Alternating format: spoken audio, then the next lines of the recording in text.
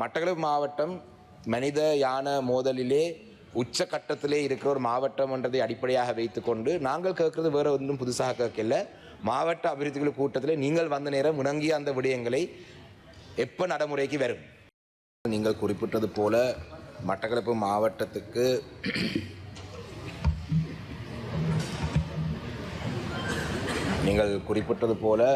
மட்டக்களப்பு மாவட்டத்துக்கு மொத்தமாக 87 கிலோமீட்டர் புதிதாக யானவேலி அமைக்கிறதுக்காக நிதி ஒதுக்கப்பட்டதாக நீங்கள் கூறியிருந்த நீங்கள் அது உண்மையிலே 96 கிலோமீட்டருக்கு உங்களுடைய அரசாங்கம் ஒதுக்கியிருக்கு. அதுக்கு எங்களுடைய நன்றிகளை நாங்கள் தெரிவித்துக் கொள்கிறோம். ஆனால் அந்த ஒதுக்கீடுகள் உங்களுடைய அமைச்சினூடாக ஒதுக்கப்பட்டாலும் கௌரவ அமைச்சர் அவர்களே, இன்னும் மாவட்டத்தில் இந்த யானவேலிகளை அமைக்கிறதுக்கு தேவையான சில பொருட்கள், அதாவது யானவேலி அமைக்கிறதுக்கு தேவையான சில பொருட்கள் பல நாடுகளில் இருந்து இறக்குமதி செய்ய தேவையாக இருக்கிறதாகவும் அந்த பொருட்கள் அனைத்து பொருட்களும் இன்னும் கிடைக்காதபடியினாலே அந்த வேலை திட்டங்களை ஆரம்பிக்காமல் இருக்கின்றது. 96 கிலோமீட்டர் ஒதுக்கி இருக்குங்க. அதுக்கு நாங்கள் நன்றி சொல்கிறோம்.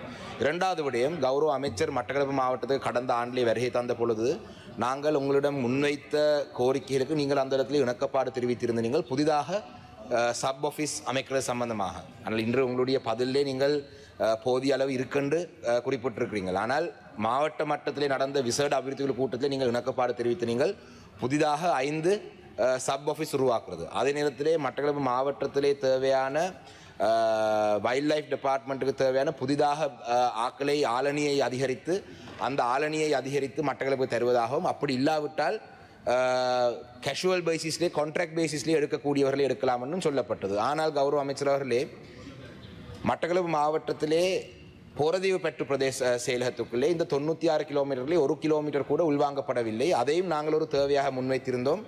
அது என்ன காரணத்துக்காக அது உள்வாங்கப்படவில்லை தெரியல. நேற்றைய தினம் கூட மன்னிக்கணும், கடந்த வாரம் கூட ஒரு யானை கிராமத்துக்குள்ளே வந்து பெரிய சேதங்களை ஏற்படுத்தி சென்றிருந்தது அந்த யானை.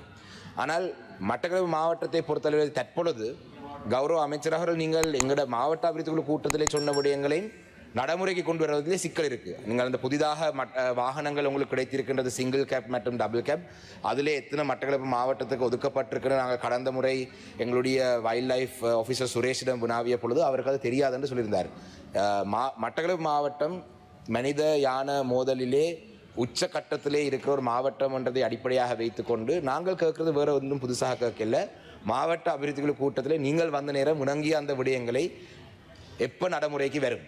அதுதான் என்னுடைய முதலாவது கேள்வி.